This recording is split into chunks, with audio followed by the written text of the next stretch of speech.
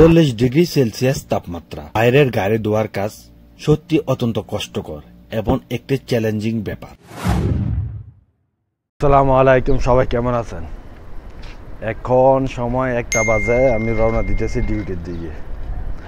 প্রচুর পরিমাণ রোদ, আজ যে তাপমাত্রা 40°। চোখ মেলন জানার যে পরিমাণ তাপ, উফ! এই রোদে বেড়ায় আমরা তো চলতে পারি না। অনেকে কাজ করে, পরিশ্রম কষ্ট, এই রোদে বেড়ায় দিনের বেলা কাজ করানো লাগে। সৌদি আরবের বেশিরভাগ অঞ্চল মরুভূমি। মরুভূমির বাদামি বা ধূসর বালির রঙের সাথে সৌদি আরবের বাড়িঘরের রং মিল আছে। দেখছেন রোদের যে তাপমাত্রা।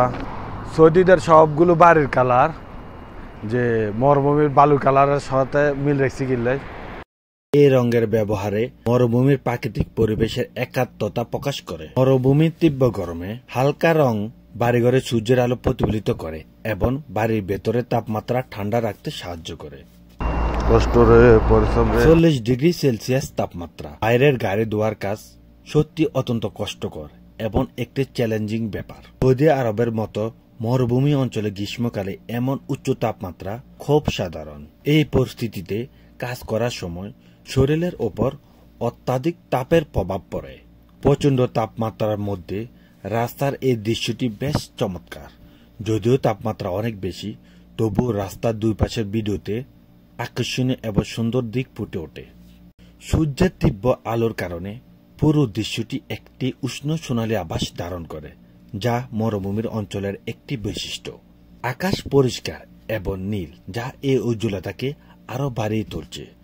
রাস্তার একপাশে সারি সারি গাছ উষ্ণ আবহাওয়ার পথচারী বা গাড়ির জন্য কিছুটা হলেও ছায়া সরবরাহ করে। মরুভূমির শুষ্ক পরিবেশ এমন সবুজ গাছ দেখা এক ধরনের স্বস্তিদায়ক অনুভূতি দেয়।